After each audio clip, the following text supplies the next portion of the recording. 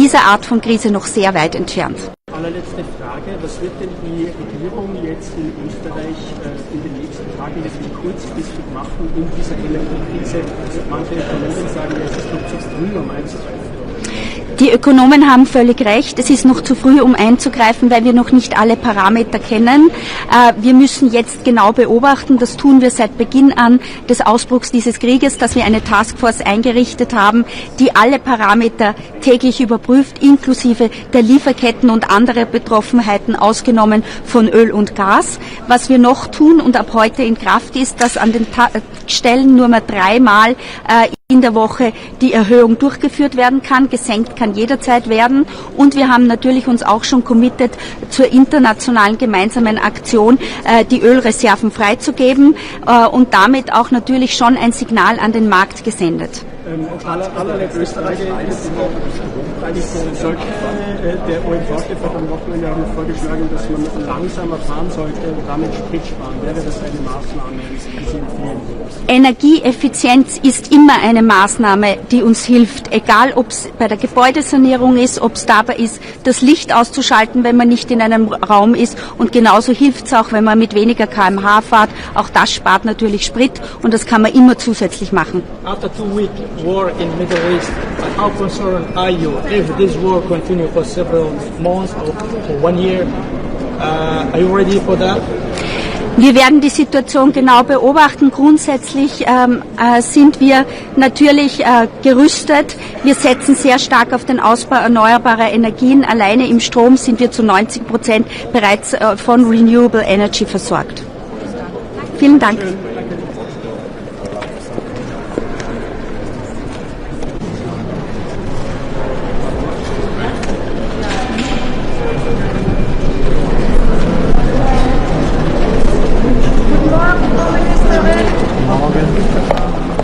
Ich würde einige Worte sagen, danach haben wir Zeit für 1-2 Fragen. Guten Morgen. Die Bürgerinnen und Bürger machen sich Sorgen. Die Bürgerinnen und Bürger machen sich Sorgen um hohe Spritpreise, um möglicherweise steigende Energiekosten und sie machen sich Sorgen um die Lage insgesamt. Und diese Sorgen, die kommen bei uns an. Deshalb werden wir in dieser Woche handeln. Wir stärken erstens das Bundeskartellamt. Das Kartellamt kann schneller Sektoruntersuchungen angehen, damit Preise, die hochschnellen, besser untersucht werden können. Wir erreichen damit eine bessere Preisaufsicht und wir verhindern Missbrauch. Zum Zweiten regeln wir, dass Tankstellen ihre Preise nur noch einmal am Tag erhöhen können. Damit verhindern wir unkontrollierte Preisaufschläge über den Tag. Und zum Dritten sind wir Teil einer internationalen Initiative. Zusammen mit Ländern, die in der Internationalen Energieagentur zusammengeschlossen sind, werden wir unseren Beitrag leisten, einen Teil unserer Ölreserven in den Markt zu geben, um Preise nach unten zu bekommen.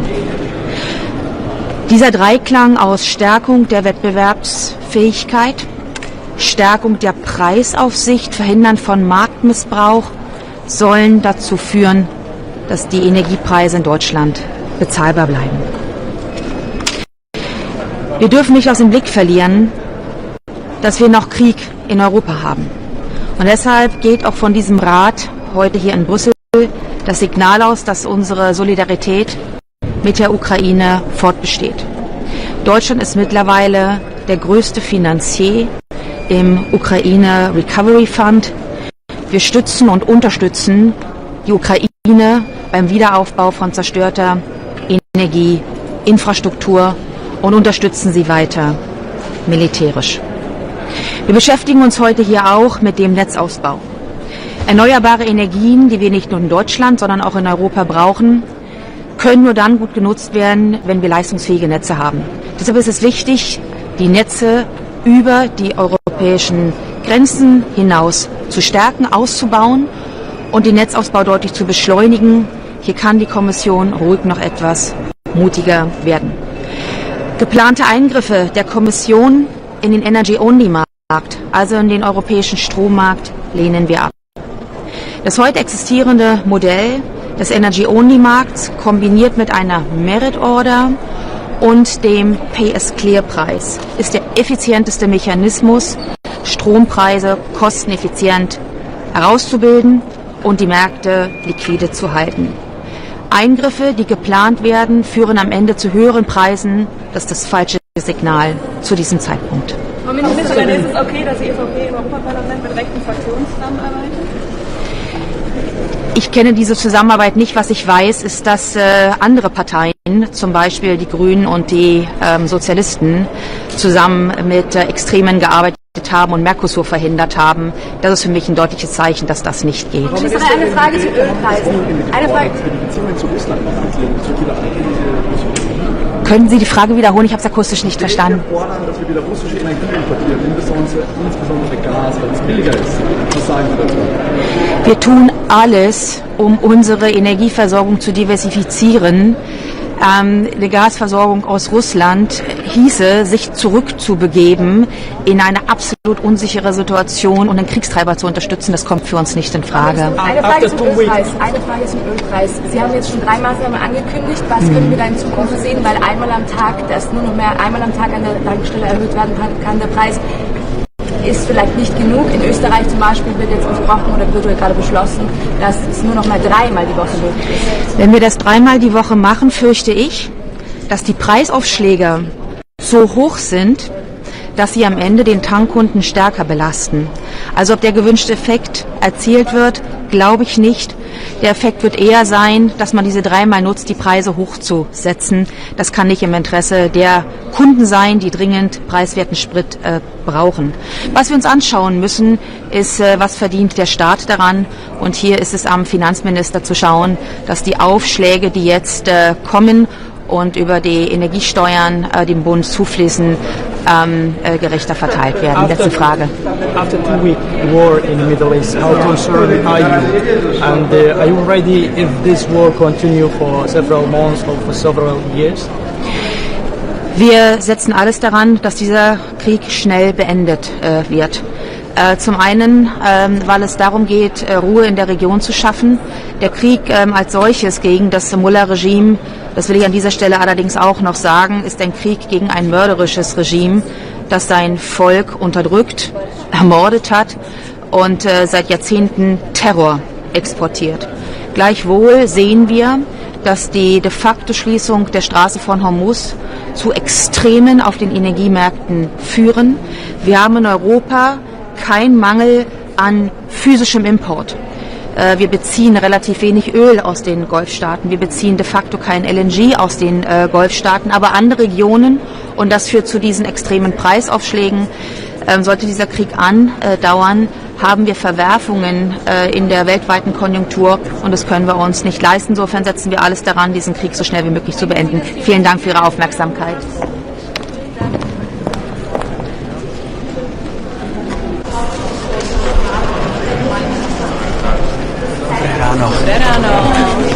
Tak, dobrý den všem. Dobrý den, máte se dobře? Výborně. Dobrý. Mám jít blíž ještě? Pane ministře, tedy úvodem Rada ministrů pro energetiku v době, kdy možná se na nás valí další energetická krize v souvislosti s tím, co se děje v Hormuzském průlivu. Očekáváte dnes nějakou podstatnou debatu na toto téma, případně nějaký výstup, který nás může posunout k tomu, jak by na unijní úrovni bylo možné zasáhnout proti rostoucím cenám energií? Předpokládám, že se to rovněž otevře, i když ty hlavní body jsou než směřovány na jiné oblasti, především je to tady otázka sítí. Další oblast, která se otevře, budou emisní povolenky, ETSky, což bude jakési předpolí i toho setkání 18. na úrovni lídrů. Předpokládám, že se rovněž otevře otázka družby a v konfliktu Maďarsko, Slovensko a Ukrajina, dopady a případné řešení. Tady přicházíme s návrhem takovým, který podle našeho názoru je dělatelný, a to, že by Evropská unie měla vyslat na Ukrajinu odborníky a Česká republika je připravena být v čele této iniciativy. Jinými slovy, my říkáme, je tady spor mezi Ukrajinou, Maďarskem a Slovenskem, je třeba sklidnit ty vztahy, je třeba dostat to z té emotivní politické diskuze do té věcné diskuze a podle našeho názoru by Ukrajina měla umožnit to, aby na Ukrajinu dorazila skupina evropských odborníků odborníků. My navrhneme, že by byla vedena Českou republikou. Jsme schopni dát dohromady s odborníky z Mera, Čepra a tak dále skutečně profesionální tým a společně s dalšími evropskými zeměmi bychom na místě zjistili faktický stav a nezávisle by se zkonstatovalo, do jaké míry je porušeno či není porušeno to potrubí a současně do jaké doby by se byl schopen obnovit ten provoz, tak aby tedy, tak jak Ukrajina slíbila, Maďaři a Slováci ještě po určitou dobu dostávali ropu skrze družbu. Myslím si, že to je férové řešení. V jakém časovém horizontu bychom byli schopni sestavit tuto misi a jednali jste o tom třeba už i s ukrajinskou stranou? My jsme schopni tuto misi postavit dohromady poměrně rychle. Myslím si, že není nač čekat, protože je to v tuto chvíli o možná méně slovech a více činech. Já jsem byl na jednání na Slovensku i v Maďarsku, jednal jsem se slovenským premiérem Ficem, jednal jsem s maďarským premiérem Orbánem. Nyní je tedy jednání na úrovni evropských lídrů v oblasti energetiky a v tuto chvíli podle mého názoru je to zejména o akci na úrovni Evropské unie. Protože my bychom měli hájit zájmy 27 zemí, neměli bychom dopustit to, aby evropské země byly jakýmkoliv způsobem tlačeny ke zdi, myslím tím zemí Evropské unie, od kohokoliv.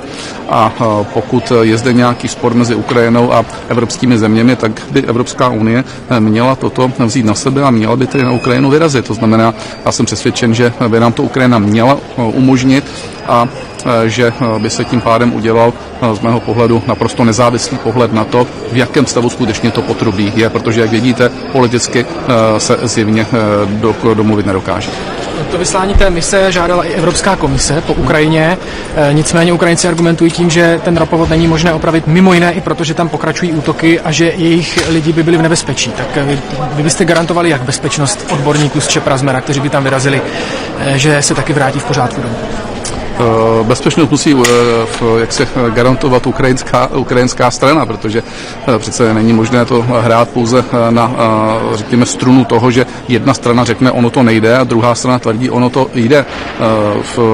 Ukrajinská strana, pokud mám správné informace, nepřijela tu delegaci slovensko-maďarskou, proto my říkáme, přijměte tedy delegaci evropskou.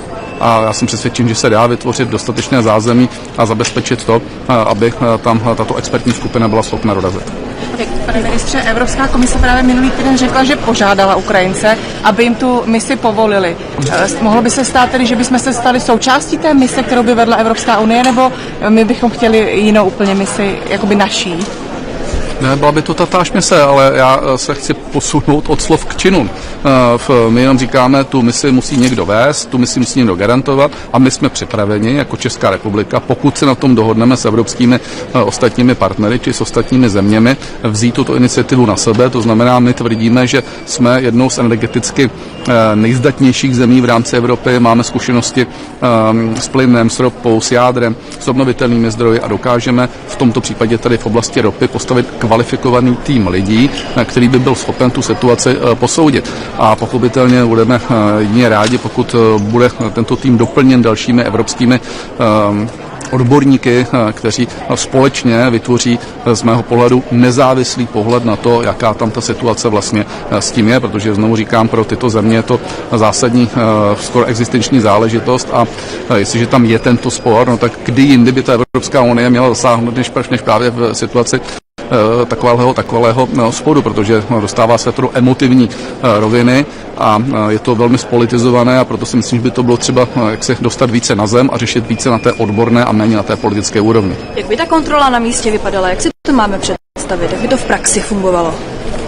No, takže tam přijede skupina odborníků, tak jako už vlastně Evropská unie toto začala řešit, stejně tak to chtěli vytvořit Maďaři a Slováci, ale to jim umožněno nebylo, to znamená, je to skupina expertů na ropu, na technologie a na podobné havárie, která by přijela, bylo by jim představena ta situace, ukázalo by se tom, šli by na místo, tam by zjistili ten faktický stav a na základě toho by tu situaci analyzovali a vyřkli by to finální sdělení, které by se opíralo o fakta, opíral by se o poznání té situace na místě samém. Já myslím, že toto není nic úplně mimořádného a lidi v Evropě, kteří jsou znalí ropné problematiky a technologie a tak dále, tak je to samozřejmě věc, která se dá bez větších problémů zrealizovat. To je jenom otázka toho, že musí někdo chtít, musí vyvinout úsilí pro to, aby tak dopadlo, ale pokud se máme tvářit, že jsme s Ukrajinci v tomto případě jaksi na stejné lodi, to znamená, že spolupracujeme, tak nevidím důvod, aby to nebylo Evropské unii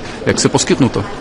A Evropská unie by měla tvrdě se vyžadovat toho, aby tam tato skupina mohla vyrazit. Možná ještě k tomu hormuzskému průlivu a dopadu na ceny energií v Evropě. Mluví se o tom, že zda by Evropská unie neměla nějakým způsobem se podílet na zajištění bezpečnosti těch tankerů, které proplouvají hormuzským průlivem, například, že by se rozšířila ta námořní mise Aspides. Tak vím, že to není možná úplně otázka na vás, ale máte na to nějaký názor?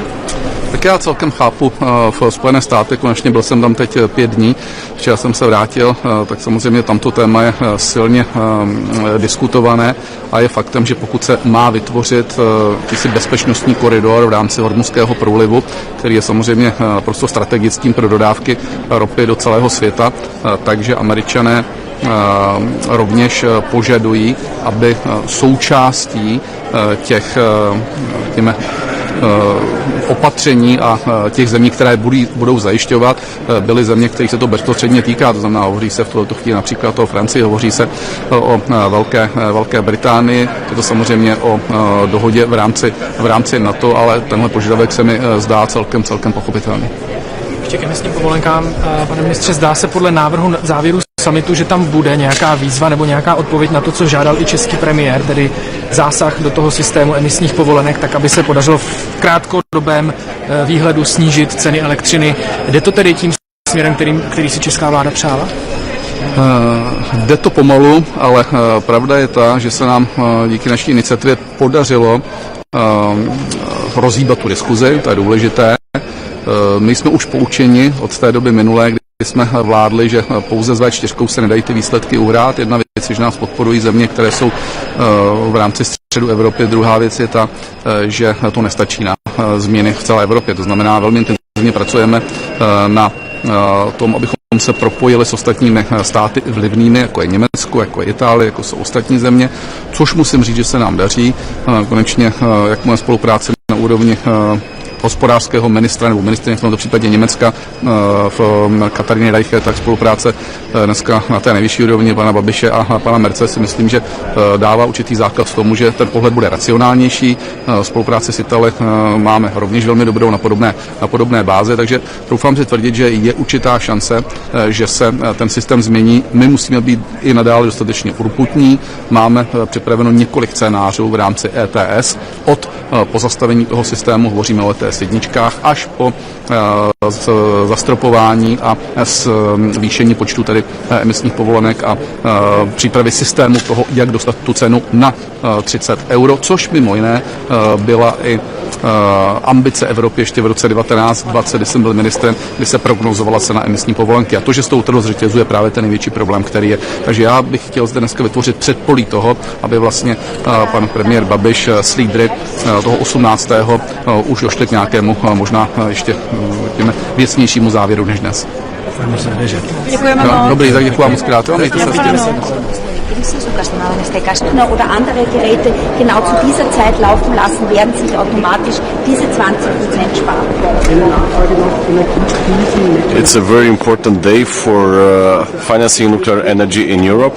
In this moment, our country, Romania, are getting more than 30% of Romanian energy through the nuclear. We have more than 30 years experience, and with that project we are bringing out more than 250 million CO2 emissions during the last 30 years. So today is a crucial day for financing through EU resources the equity for nuclear power plants, in the same time for SMRs, which are one of the greatest technologies. And last week we bring the final investment decision for first new scale SMR in entire Europe Union. And the second, which is very important, is to figure out how we could increase the investment in grids at EU level to support even the central and eastern countries like Romania, Bulgaria, Greece and Hungary. And in that initiative we have a crucial role to play and to make more efficient and more quick all the EU investment in that manner. And third, which is still very important, still we need to use gas, and we have a very clear discussion about CO2 certificates, which have a very high price in this moment, and we want to bring down that price, which are making us to have one of the highest prices of energy from the entire European Union. Minister, what measures should the EU introduce to respond to the surge in energy prices? In this moment, I think one of the greatest sides is to reduce the CO2 prices of CO2 certificates, and we still have in this moment 20% of Romanian energy production are from gas to power, and in the same time 15% are from coal systems. So decreasing the amount of CO2 certificates definitely will decrease the amount of price of energy. And the second one, I think, is very important to invest in grids. For example, we have a bottleneck from Austria to Hungary, and the entire Central and Eastern Europe countries have one of the largest prices because we don't have access to the cheap energy from France, for example. Does that mean capping ETS prices?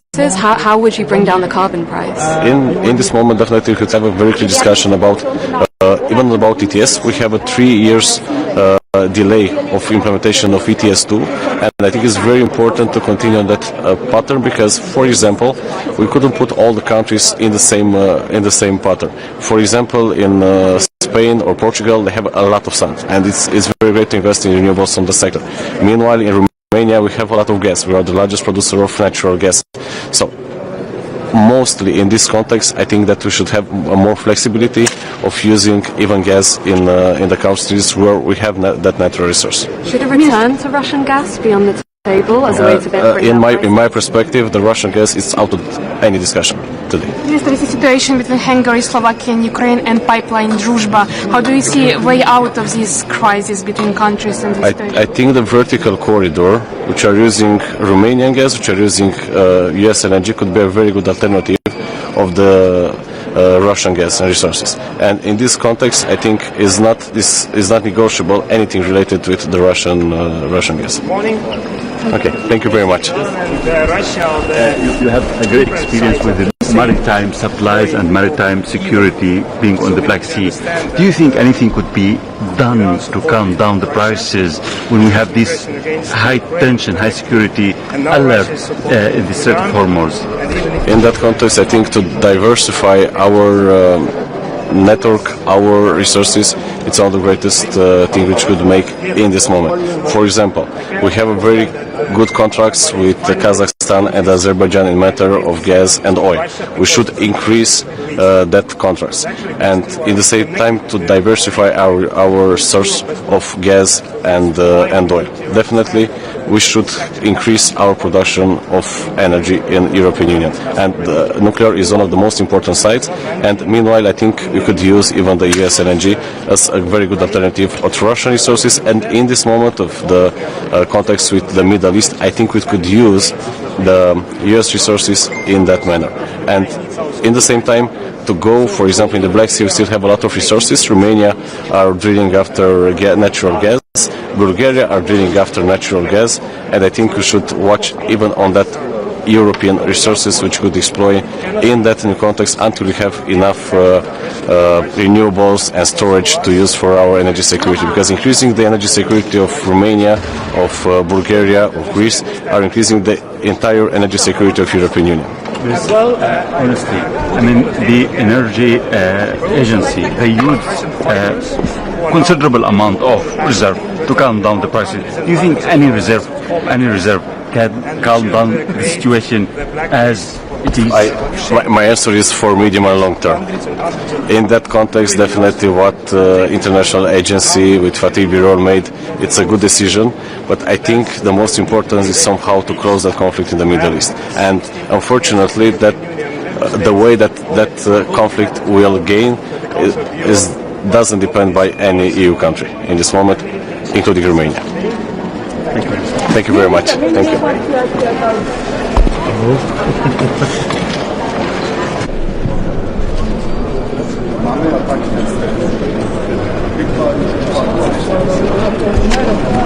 So, guten Morgen. Guten Morgen, meine sehr verehrten Damen und Herren. Ich komme ja gerade von einer Reise in den Nahen und Mittleren Osten zurück, nach Zypern, Israel, in die Türkei. Aber ich war auch auf der arabischen Halbinsel, in Saudi-Arabien, in Katar und in den Vereinigten Arabischen Emiraten. Überall dort sitzt der Schock nach wie vor tief, dass Iran diese Länder angreift, die keinen Beitrag geleistet haben bisher zu den militärischen Aktionen, die die Vereinigten Staaten von Amerika und Israel ergriffen haben. Der dringende Wunsch all meiner Gesprächspartner war, ist und wird bleiben, dass wir aus der Spirale der Eskalation herauskommen, dass wir konkrete Schritte unternehmen zu einer diplomatischen Lösung dieses Konflikts. Und hier geht der Blick auch, das habe ich gespürt, sehr klar nach Deutschland. Wichtig wird zunächst sein, dass die USA und Israel sich dazu verhalten, wann sie die militärischen Ziele ihres Einsatzes als erreicht betrachten. Hier brauchen wir mehr Klarheit. Das habe ich in meinen Gesprächen auch mit meinem Kollegen Gideon Saar und mit Marco Rubio schon klar zum Ausdruck gebracht. Gleichzeitig steht fest, und das sehen wir an jedem Tag dieses Krieges, dass vom iranischen Regime eine erhebliche Gefahr ausgeht. Und zwar für die Nachbarn, für die gesamte Region, für die Freiheit der Seeschifffahrt und für die weltweite Wirtschaftsentwicklung. Diese Gefahr darf definitiv nicht fortbestehen. Da sind wir uns mit unseren Partnern und unseren Freunden in Israel und den USA vollkommen einig. Deswegen setze ich mich heute auch für Sanktionen gegen diejenigen ein, die verantwortlich sind für die Blockade der Straße von Hormuz, um unseren Partnern am Golf ein klares Signal der Unterstützung zu geben, aber auch, weil die Blockade weltweite Schockwellen verursacht. Wie diese Schockwellen verlaufen, wird auch Thema heute bei unserem Treffen der EU-Außenminister sein. Über den Persischen Golf werden nicht nur Öl und Gas, sondern beispielsweise auch viele Düngemittel exportiert. Stocken diese Transporte, kann das auch Wirkungen haben für die Nahrungsmittelpreise und für die Nahrungsmittelsicherheit weltweit. Die Zahl derer, die bereits jetzt unter diesem Krieg leiden oder Gefahr laufen, dies bald zu tun, ist enorm hoch. Die Europäische Union als größter Wirtschaftsraum der Welt, aber auch als größter humanitärer Akteur der Welt, muss den Betroffenen des Krieges eine Stimme geben. Auch das ist eines der Ziele des Treffens heute hier in Brüssel in dieser europäischen Woche. Deswegen verlieren wir auch die Lage im Gaza, im Westjordanland und ganz besonders im Libanon nicht aus dem Auge. Dort ist die Lage dramatisch. Fast 800.000 Binnenvertriebene sind eine dramatische Zahl, die uns sehr beschäftigt. So klar ist, dass sich Israel gegen den Raketenbeschuss durch die Hisbollah verteidigen muss. So wichtig ist es gleichzeitig, die Zivilbevölkerung zu schonen. Um die Not zu lindern, habe ich entschieden, ein Soforthilfepaket in Höhe von 188 Millionen Euro zu schnüren. Trotz der brisanten Lage im Nahen Osten. Die Ukraine bleibt unsere europäische Sicherheitspriorität Nummer 1. Mit Blick auf die 90 Milliarden Euro ist es nicht akzeptabel, dass diese weiterhin in Geiselhaft genommen werden. Wir haben als Europäische Union gemeinschaftlich beschlossen, die Ukraine zu unterstützen. Wer hier abredewidrig blockiert, der spielt Russland in die Hände. Das ist nicht nur ein Wortbruch, das ist zutiefst uneuropäisch. Wir sehen auch, wenn die Preise für Öl und Gas steigen, dann füllt das auch die russische Kriegskasse. Umso mehr stehen Deutschland und die Europäische Union hinter den Energiesanktionen gegen Russland. Und wir wollen die russischen Einnahmen auch mit weiteren Maßnahmen beschneiden. Jetzt Sanktionen zu lockern, ist definitiv der falsche Weg. Als Europäische Union gehen wir heute auch entscheidend gegen diejenigen vor, die uns im Cyberraum angreifen. Wir werden heute Sanktionen gegen iranische und chinesische Akteure aus dem Privatsektor beschließen und zeigen damit auch ein klares Stoppschild. Wer unsere Gesellschaften zu destabilisieren versucht, der muss mit Konsequenzen rechnen.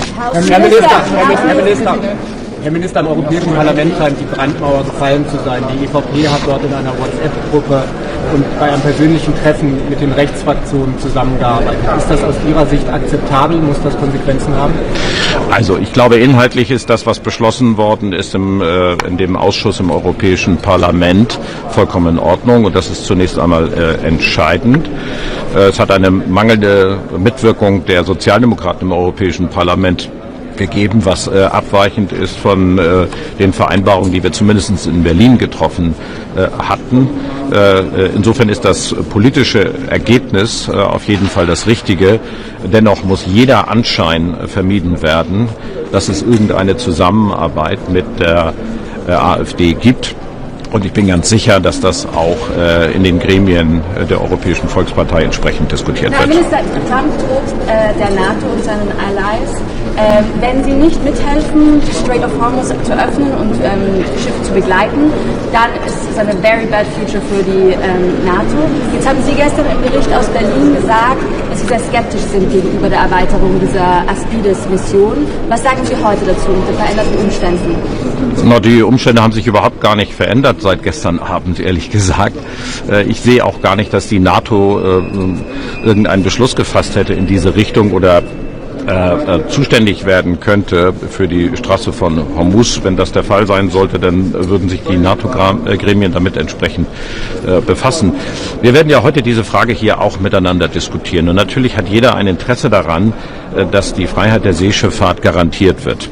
Das gilt für das Rote Meer und das ist der Auftrag von Aspides, genauso wie für die Straße von Hormuz. Aber ich kann nur das wiederholen, was ich gerade eben noch einmal gesagt habe und was meine Auffassung und auch die Auffassung der Bundesregierung bleibt.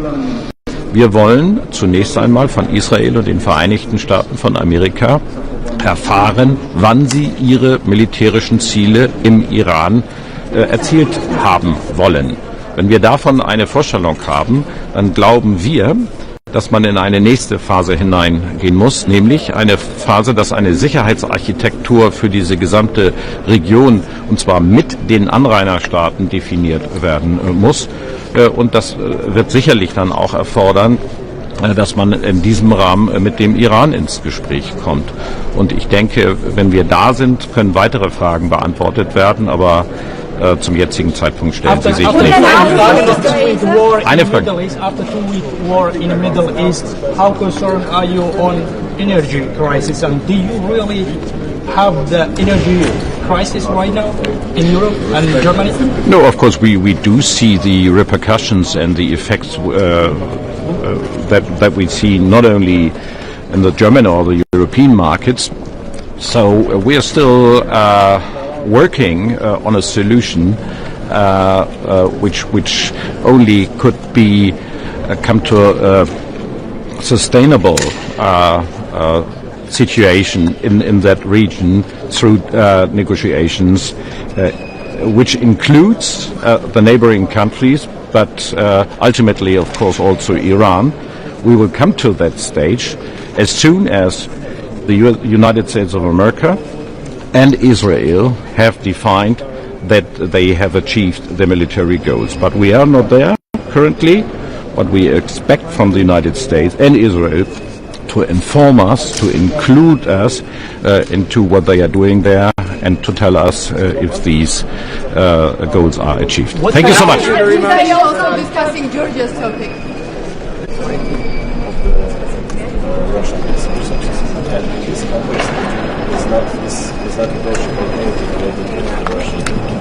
Good morning. Iran and Russia are the different sides of the same coin of evil. So we need to understand that Iran supported Russia and Russian aggression against Ukraine directly, and now Russia is supporting Iran. And even if we know the public information about intelligence, about US and many other things, so we need to treat them all together. So I cannot understand that somebody is finding the excuses to lift the sanctions on Russia because the situation on the Middle East. Because actually these two are connected and they are very direct threat to Europe as well. So that's why we need to understand that the 20th sanction package is important to implement what we have discussed already too long, and as well 19 billion euros support for Ukraine, We must start to use them. If one or the other country is blocking that, they are just standing against European security, because Ukraine needs our support right now. So both of them, they are connected, and so we see the result of this as well, all connected. So of course energy prices are going up, but it cannot be an excuse to lift the sanctions and pressure from Russia, because for us the main threat as Europe is actually Russian aggression against Ukraine. But of course we understand exactly the situation, what is happening in the Middle East. As well, I'm putting on the table again the proposal about Russian fighters who are now on the battlefield. We're talking about hundreds and hundreds of thousands of combatants, and we should create the blacklist of Schengen about these hundreds and hundreds of thousands of criminals who definitely will come to Europe and threaten our security. And that's why we need to be ready for peace. And 6 different heads of the European Union member states already proposed that as well, that the Council of Europe must adopt this policy. So we have many things to discuss today. Thank you very much. Sorry? May I ask a question on NATO and Trump? Trump said yesterday, over the night, that it would be very bad for NATO countries if they wouldn't help him, or wouldn't help it in general, to get the Strait of Hormuz working again, to get ships out and in. What is your position on this, and would your country be willing to ship naval, to send naval missions there? NATO is mainly, of course, for our member states, and if President Trump is asking NATO to act, then he should ask. And then, of course, NATO should discuss what we are going to do. NATO has always been supportive amongst our member states if there is an immediate threat. But first of all, we should know as well what are the plans of President Trump's with Iran in the region, because we are their allies. And we didn't have this information in the beginning when these attacks started. So I think that if President Trump needs our support and help, Estonia has always been very supportive towards US. But of course we need to know as well, finally, the strategic goals, what will be the plan, what is the plan. So I think that we are ready for discussions, but it's impossible to say. Sorry? Minister, we see more and more tension between Hungary and Ukraine with all the blockage of loan and also pipeline Druzhba situation. How do you see way out of this crisis, and what role should EU play in cooling down the tension? It's deeply unfortunate that one country is blocking everything which is existentially important for European people's security. Because of elections or because of ideological reasons, I don't know. I've been foreign minister of Estonia already 3 years, and I need to repeatedly answer the questions why Hungary is blocking everything which is actually supporting European security. So I do hope that it will be finished soon, because 90 billion is decided already at the end of the last year, and as well the 20th sanction package is needed heavily right now to put more pressure on Russia and many other aspects. So let's hope that maybe it will change after the elections. Minister, yes, please. Your French and German colleagues will today inform about recent developments in Georgia. What's your expectations? What will be the position of Estonia there? Estonians have been always deeply concerned about the Georgian people's future. They have been very much supportive as well on all different levels that the Georgian peoples will get what they want to get. The membership of European Union as well. Now we are not even talking about that. We are talking about democracy. We are talking about how to survive. So we are deeply concerned what is happening in Georgia. So okay, thank you. Let's have a last question. After 2 weeks, sorry. After 2 week war in the Middle East, right now is getting worse and worse. And you said we are not going to take in the energy from Russia.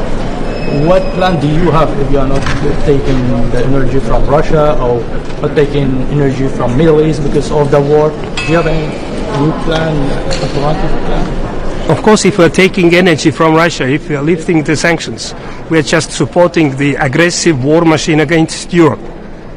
So we are cutting our ways out. So this is something we cannot do. We need to find a solution. We need to find alternatives if there is a need for that. But buying gas and oil and also lifting sanctions from Russia is totally wrong way to go. Okay. Bye.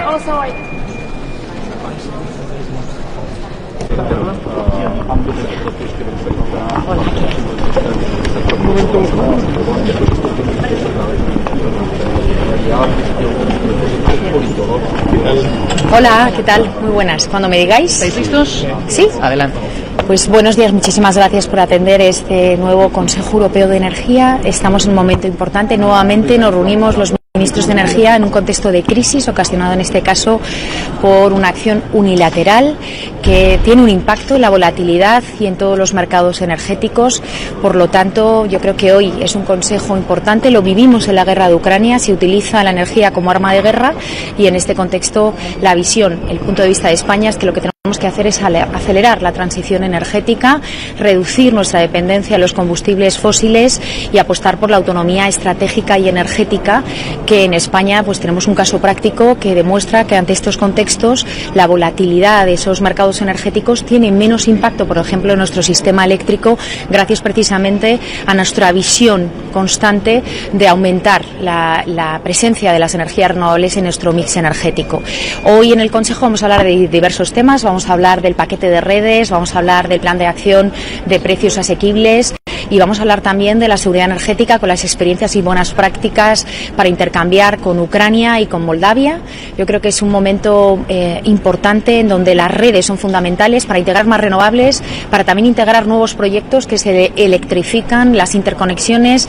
España va a tener, yo creo que un papel fundamental hoy en todas estas discusiones. También respecto a precios asequibles vamos a seguir destacando la visión estratégica como fundamental de seguir apostando por esas energías renovables y, por supuesto, la defensa total de esa clave de bóveda que es el comercio de derechos de emisión, que ha demostrado que funciona, que incentiva las inversiones, que da certeza a todos esos inversores y que moderniza nuestro tejido productivo. Por lo tanto, una transición energética que ahonda en mayor competitividad, en mayor seguridad y, sobre todo, tenemos que en Europa apostar por la soberanía energética y que no tenga que venir nuevos avisos, nuevas crisis en el futuro. Estar preparados lo antes posible. Muchísimas gracias. Vicepresidenta, ¿tenemos fecha para que el paquete de medidas del Gobierno llegue al Consejo de Ministros y detalle? Pues seguimos trabajando, estamos trabajando con los agentes sociales, con las propuestas también de los grupos parlamentarios, pero será a lo largo de esta semana. Tendremos ese plan de respuesta integral con medidas estructurales y medidas coyunturales. Pero no va a este Consejo de Ministros. A lo largo de esta semana.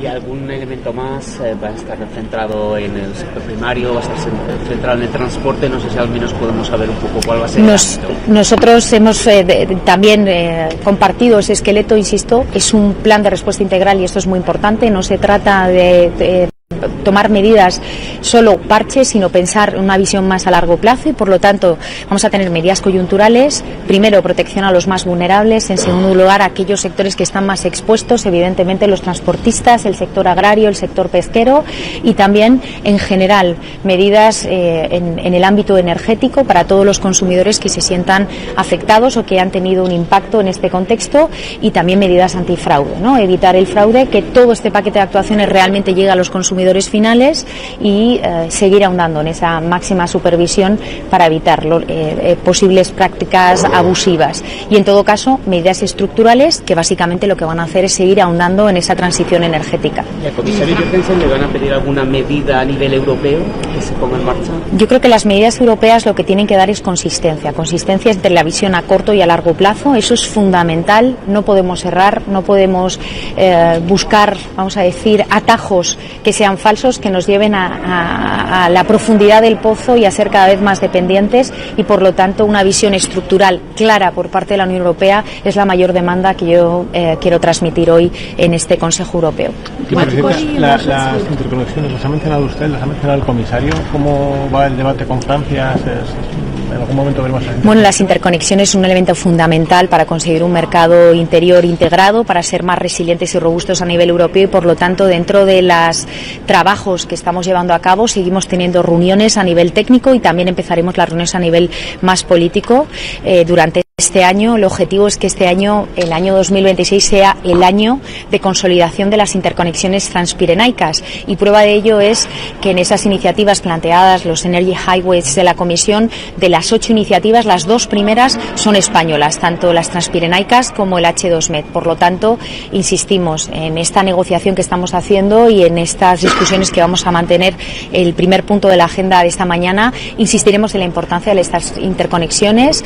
Ya no se trata de un acuerdo bilateral, hablamos de algo estructural dentro de la Unión Europea y, sin lugar a dudas, yo creo que con nuestros colegas franceses, con la Comisión Europea y con Portugal llegaremos a un acuerdo para verlo. Yo creo que Francia está más abierta en un contexto en el cual necesitamos consolidar la fortaleza de Europa, actuar unidos, y en este caso las interconexiones es la forma más adecuada. Minister, what EU measures will Spain support to bring down energy prices? Is this a crisis that warrants large interventions like gas price caps? Well, the main pillar, I was mentioning it before, for us is that we align the short-term measures with the long-term measures. That means we want to bridge the acceleration of the energy transition, and one of the key pillars, and we want to be based on what was a success story in the past. That is the ETS system. So we need to build on what it's really solid based. So that is the main message that we want to convey today. But in the very short term, should they do nothing? What should they do? Well, I think we have lots of actions that will deliver good results in the past during the Ukrainian crisis back in 2022. So for the time being, I think we need to monitorize what is happening and have the full recipe of possible actions and measures, and depending how the prices are impacting our economies, we need to jump in with different measures. Can you give any examples? Thank you. You're in a hurry. Thank you so much. Thank you.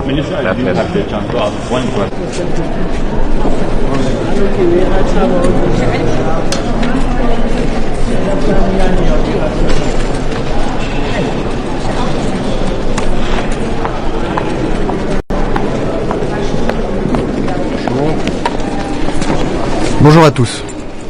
L'escalade militaire incontrôlée et dangereuse au Proche et au Moyen-Orient ne nous détourne pas de l'Ukraine, où se joue depuis 4 ans la sécurité et la paix sur le continent européen. Et dans un contexte qui est marqué par l'isolement croissant sur le plan international de la Russie, après la chute de Bachar al-Assad, celle de Nicolas Maduro, celle de l'ayatollah Khamenei, nous poursuivons avec beaucoup de détermination et de résolution le long de 2 axes d'effort, notre soutien à l'Ukraine et notre pression sur Vladimir Poutine. Soutien à l'Ukraine qui a été exprimé par le président de la République vendredi à Paris, où il recevait le président Zelensky, en lui affirmant que nous poursuivrions nos efforts pour que, sur le plan militaire comme sur le plan financier, l'Ukraine puisse bénéficier de tout ce dont elle a besoin pour poursuivre sa résistance contre l'agression russe. Et c'est dans ce cadre que nous souhaitons vivement qu'un accord puisse être trouvé sur le prêt de 90 milliards d'euros qui mettra l'Ukraine à l'abri de toute difficulté financière pour les 2 ans qui viennent. Et puis pression sur Vladimir Poutine. Le week-end dernier, sans encombre, les 2600 sanctions qui ont été prises depuis le début de la guerre d'agression russe en Ukraine ont été renouvelées. Et aujourd'hui, à Bruxelles, s'ajoutent à ces 2600 désignations et sanctions 9 nouvelles désignations de criminels de guerre responsables du massacre de Boutcha, dont nous allons marquer dans quelques jours le 4e anniversaire. S'ajoutent également à ces 2600 sanctions 4 sanctions à l'encontre des propagandistes du Kremlin, y compris un franco-russe, Adrien Boquet, véritable agent de recrutement de combattants étrangers en Ukraine, responsable d'apologie de crimes de guerre, responsable aussi de campagnes de désinformation en Europe et en Afrique. En Afrique où Vladimir Poutine continue de tenter en vain de fragiliser la relation entre la France, l'Union européenne d'un côté et les pays africains de l'autre. Mais quelle est la contribution de la Russie au développement du continent africain? C'est 0. Lorsque je regarde sur le terrain, je me suis rendu jeudi et vendredi en Centrafrique, je ne vois rien. Et lorsque je regarde dans les chiffres, je ne vois rien non plus. Les investissements de l'Union européenne en Afrique sont 200 fois supérieurs à ceux de la Russie. Les échanges commerciaux de l'Union européenne avec le continent africain à ceux de la Russie. Et l'Union européenne accueille 10 fois plus d'étudiants dans ses universités que ne le fait la Russie. C'est cela, la réalité des chiffres. Il faut donc que Vladimir Poutine se rende à l'évidence. Cette guerre d'agression, dans laquelle il a précipité son pays au risque de l'épuiser et de le discréditer, doit cesser. C'est un échec stratégique, politique et économique qui doit désormais prendre fin. Je vous remercie beaucoup. Monsieur le ministre, une question, monsieur le ministre.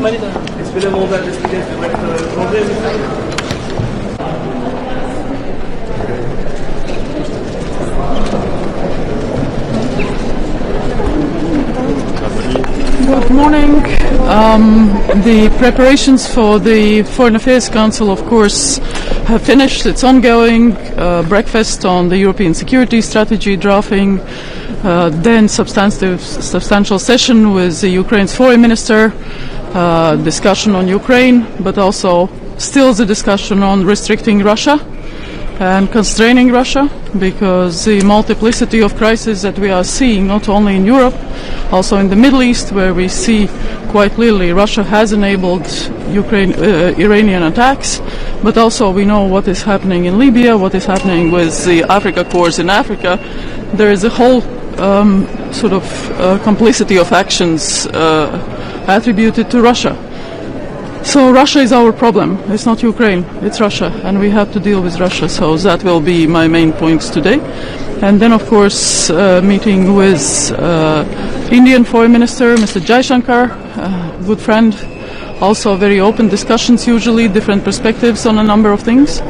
And then Middle East. Middle East is something that is on our mind a lot, not only because of the prices of oil and gas and the various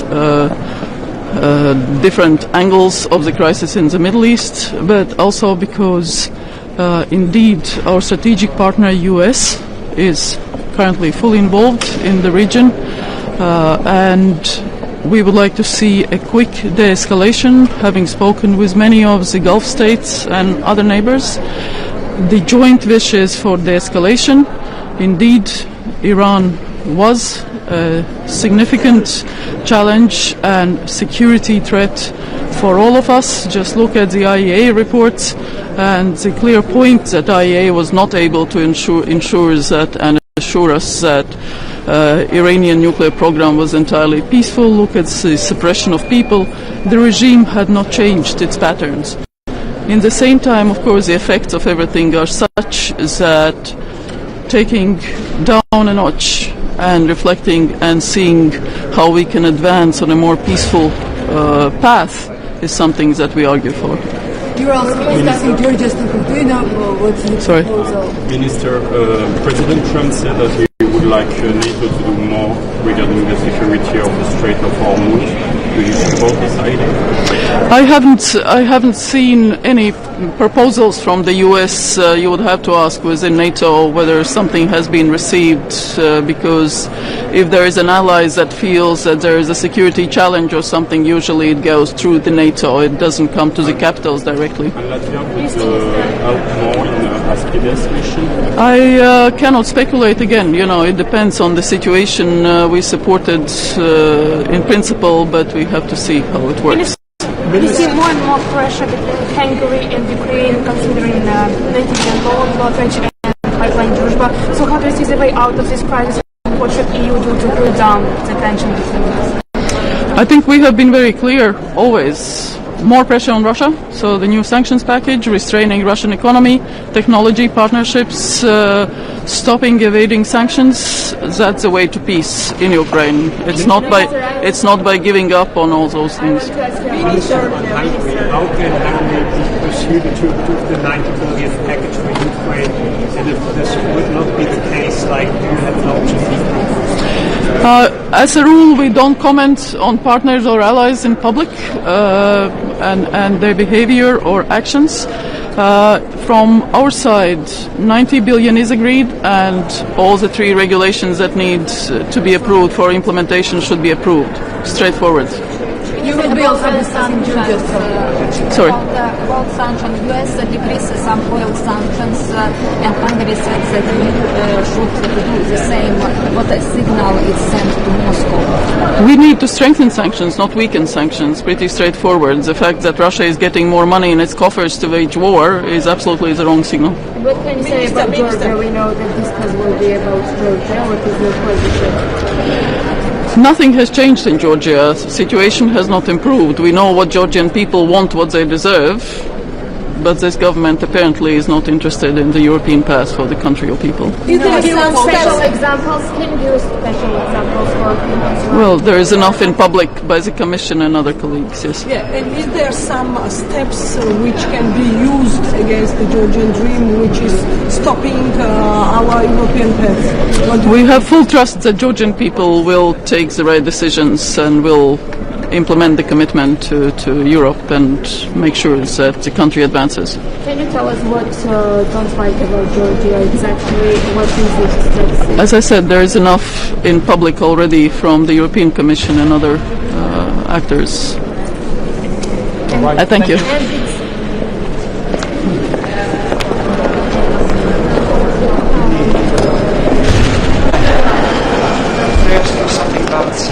Belgian Prime Minister is saying that what is it? Belgian. The Belgian Prime Minister Bart Wever is saying that he wants normalization of the relationship with Russia. Do you agree with him?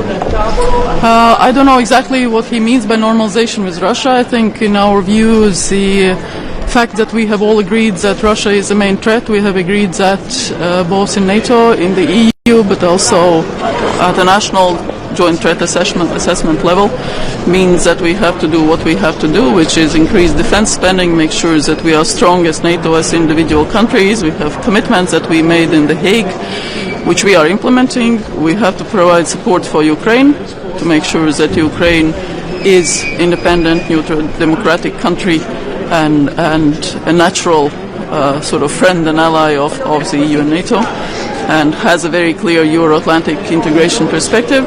But also we have to make sure that Russia is weakened.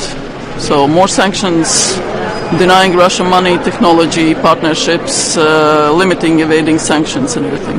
That's our view. Yeah, but that's our view and this is where we are.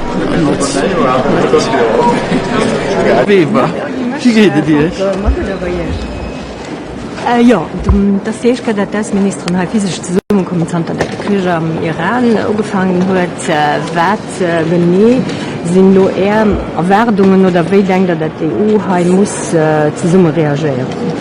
De Problem was mir kollateral schiet. Mir kollateral schiet erstens auch ein Gefahr. Wir sollen nicht vergessen, dass die Iraner Drohnen haben, die auch 2000 Kilometer können fliegen. Das heißt, sie noch europäische Länder. Nicht vergessen, dass auch Zypern zum Beispiel schon menaciert, genauso dass schon Bomben gefallen sind, Drohnen gefallen sind.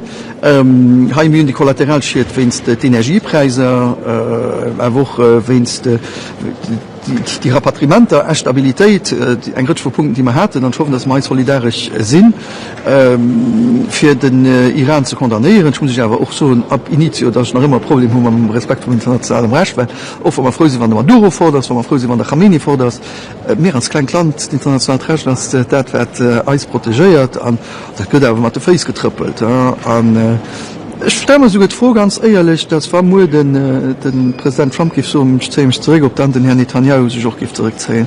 Die Antwort tun ich auch nicht. Wenn ich richtig verstanden habe, wird Israel oder Israel an der Libanon schon anmarschiert, die wollen dort ein Territorium am Süden. Wir können nicht auf der einen Seite so ein Aggressor, aber den anderen einfach dann zumachen, weil auf ein Territorium einfach von Europa gehen. Da, wenn sie faut pas de poids de mesure, das ist schon wichtig, dass wir auch treu bleiben. Und da sind gespannt, was wir da diskutieren. Das heißt, der fand, die EU soll mehr Druck auf Israel machen. Aber das Problem ist, wir haben keine 100.000 Möglichkeiten. Wir haben, wenn Libanon attackiert wird, dann Hezbollah ist natürlich kein Krieg, können wir sehen, meist ganz eins. Aber das einfach, wenn ein Territoire einfach okkupiert wird. Aber wir akzeptieren, dass einfach ein Territoire vor das für was soll man dann die Russen nicht tun, dass Krimea russisch ist, für nicht die Chinesen, dass Taiwan chinesisch ist. Aber man darf dann akzeptieren, das muss man sich bewusst sein, dass verschiedene kann dezidieren, was mit seinen Nachbarn geschieht. Da sind wir Parti pour la gloire. Und ich habe Angst, dass wir Präzedenzfall haben von Respekt vom internationalen Recht mit Fußtrippeln und dass da nur schwer geht, argumentiert wird, so, nee, bei dem geht es, bei dir geht es nicht. Und du manchmal solche.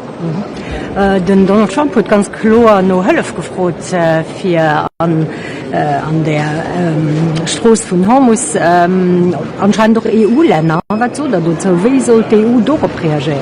Ich fand immer speziell, wenn ich selber für die ganzen durch Janine sucht und dann nur seht, hallo, müssen ja noch gucken, mal helfen zu kommen. Ich will just daran erinnern, dass noch NATO zitiert wird, NATO aus Artikel 5. Und muss ich aber just tun, dass Artikel 5 ja megen nicht applizierbar ist. Zypern, wo das EU-Land wirklich attackiert Ginas. An Zypern so selber, ich das Zypern nicht an der NATO, mit zweitens wird Zypern noch direkt gesagt, hey, ist da raus, wo ein britische Basis die du hast. Aber du meinst, wenn ein Land attackiert wird, dass dann Artikel 5 muss zählen. Am Ende hat man wirklich das denn. Und das hat mich auch ein bisschen. Aber steht man am Weber. Mir schwätze ganz viel von Petrol und Gas und verstehen, dass ein Söger die mal guten Hund. Aber Lebensmittel. Und die ich tolle für die Leute könnt nicht tun. Anscheinend der Freitschen Tom Fletcher bei mir am Büro, und den hat mir gesagt, hey, ich will mit den Iranern negoziert, für man pro Schiffer durchzukriegen, wo aber man Lebensmittel an humanitäre Hilfe wo kennt. Weil die kann man nicht durch.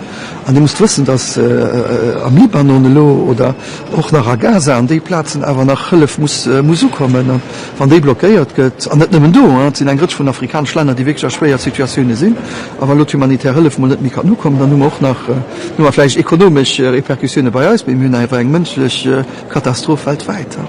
Eine Decision steht aus, die Ukraine kriegt 90 Milliarden Euro versprochen. Die EU-Staats- und Regierungschefs waren sich schon so darüber eins. Lo blockiert, Land geht an sein Wort. Ein Kollege aus Litauen hat gesagt, mislo Druck auf Ungarn gemacht gehen. Am Donnerstag treffen sich nicht Staats- und Regierungschefs, wie das heute noch soll ja eine Präparation sein darüber. Wo sieht ihr da eine Landungszone, dass Ungarn da aber noch wird? Du hast mich, also das ist nicht ein, das ist immer Ungarn, weil wir sind fein, wenn das so ein, das ist immer Ungarn. Wenn die selbst das kriegen, das sind sie dann nur nicht so weit, kann man darauf aufstellen, das ist traurig. Wir sind aber ganz oft mit so Co-Handelsszenarien. Und ich muss sich aber so immer mehr Gefehl, dass bei verschiedenen Fragen, vor allem an der Außenpolitik oder bei verschiedenen Punkten in eine Majorität qualifiziert brauchen. Die Unanimität ist wichtig für verschiedene Dossiers. Wir sollen die auch nicht abgehen für verschiedene nationalen Interessen. Aber hier ist kein nationales Interesse, hier geht damit von Europa. Aber generelle Interessen sind, wo lokal particulièrement national getroffen wird, sind wirklich der Meinung, dass eine Majorität qualifiziert auch kein Kohl, wenn man die Unanimität bekommen. Du, die Hummer wohl nicht. Was kann ihn da machen für Ungarn da zu überzeugen? Nicht. Wir werden dürfen nicht. Dann da so. Ich werde so, dass ich nach immer nicht an der Anfang, da wird die mir so, dass das die Meinung ist. Am Moment, dass ich sollte ich zählen und hoffen, dass dann das Regime an Ungarn nur die Wahlen oder an anderen als oder die Regime da sieht, schon eine total extra gemacht für die Wahlen, mit die Wahlen gehen nicht nur mehr. Ich finde nicht höflich, wenn just steht, worin hofft, dass das meine Meinung ändern an für eine immer so Exkusegesicht, also wenn die bis null statt für Exkusegesicht gehen, das geht von ungarische Minoritäten, über Armeisches. Anscheinend hat Peter Schacht gesagt, dass ich nie werde an der Weg stehen, wenn man Minoritäten will protegieren. Wir hatten nicht dieselbe Definition von Minoritäten protegieren. Das hat Nationalpolitik mehr von der Kredibilität von der EU und also immer schön. Die EU guckt aber logisch noch, hätte in Artikel 7 wäre eine Möglichkeit, die sie da gut nicht. In Artikel 7, wenn man den Avocat, ich nehme einen zu so nicht verstehen. Also kann ich so, dass Ungarn durch schon durch einen Zwillingsbruder von wird mit der Slowakei und mit der Tschechei. Gibt Stimmen, die so an ihren Kollege, nicht ihre Kollege, die sind nämlich Regierungschef, mit dem belgischen Regierungschef, hat sich dafür ausgeschwert, dass die soll mit Russland verhandeln, doch durchschnittliche Sanktionen soll den eventuell labern, en vue von den höheren Ölpreisen. Wie steht da dazu? Verhandlungen ja, Sanktionen wäsch nie froh. Sanktionen wäschwelle muss Konklusionen sie vu Verhandlungen. Kann net schon sinn, dass man Sanktionen wäschwellen ärmer verhandeln. Dat heißt, es vor de Departement, dass in Ischnecker muss man dem Schwätze schon jo selber probiert doch am Ufang schon dawer opgin me wann ducher eng Ritsch vu Regierung der Staat schaffen, die am Amt se fir der Tote können ze machen, me Sanktionen no wäschlen wie dat schlechten Zechen. Den as meint, die sitzt zu Moskau eng Popcorn zeessen. De krieg Losuren mam Krich die am Iraners, du flupp den an der Käes bei denen a Russland. Gas, Petrol, Preiser gin an Lotheiten, de Rubel rollt. An wem können se Merci so den am Weißen Haus, also c'est pas génial. Voilà. Okay. Merci. The Belgian Prime Minister, he wants to a normalization of the relationship with Russia. Do you agree with him? You know, for dialogue is always important. I will never block if there is any initiative to have discussions, but to ease sanctions, no. To ease sanctions must be the outcome of negotiations, but you cannot start to ease sanctions and then to negotiate. I think this would be the worst signal that we give. He's talking about the normalization. No, but we cannot speak about normalization. I'm speaking about discussion and negotiations, because if we don't negotiate, we will never come to a solution. But we just need to find the right person to do these negotiations, to speak to President Putin. I did it, you know, I had President Putin on the phone every week, but then I had some colleagues from Poland and also from Baltic countries when I was Prime Minister who told me that my country was too small to do it. That's also a problem of mentality, because it's not the size of a country who makes the relationship between countries, but the personal relations, and I had good relations with President Zelensky and President Putin. I tried to negotiate, but then I realized that there was no will for peace from Russian side, and normalization is impossible. This would be a slap in the face for Ukraine, and to say, okay, now there is a war, but everything is okay. No. But the waiver is saying the other leaders agree with him when he's talking to them in private. I'm not talking in private about the waiver. I just can tell you what I would tell him if he would stand like you stand next to me. And but I say I'm one of the very few who say publicly that we should discuss to Russia. I'm getting blamed because saying that we even should not talk to Russia. I believe that we should talk to Russia. We should try to find solutions together, because if we don't talk, we will never be able to find solutions. And everybody's talking except us, but usually we get the bill at the end of the lunch. So I prefer to sit on the table and to be able to choose also what is on the menu. Voilà. Thank you very much. See you. Thank you. Tot ziens. Dag.